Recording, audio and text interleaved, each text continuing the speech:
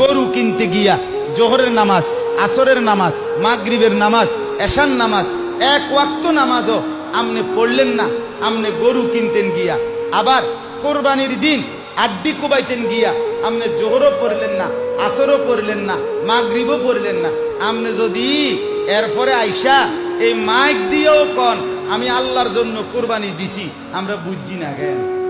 আমরা সিরিয়া খাই, আমরা সিরিয়া খাই। হ্যাঁ, আমরা অন্য ভাত খাইছি, এই মাত্র ভাত খাইছি, আগে তো খাইছি, আজকেও তো বেশিক্ষণ হয়েছে না ভাত খাইছি। আমরা কি সিরিয়া চাবাই আমি বুঝি না কথা বলে। অতএব আমনে মানে উনি মনোযোগ দিয়ে কোরবানি দেন, এটা হলে মানে মনোযোগী কোরবানি, একেবারে খুব যত্ন নিয়া মনোযোগ দিয়া কোরবানি করতে আছে।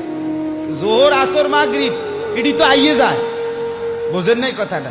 এটি তো কত শনিবার, কত রবিবারে, কত জোহর, কত আসর আইসে গেছে।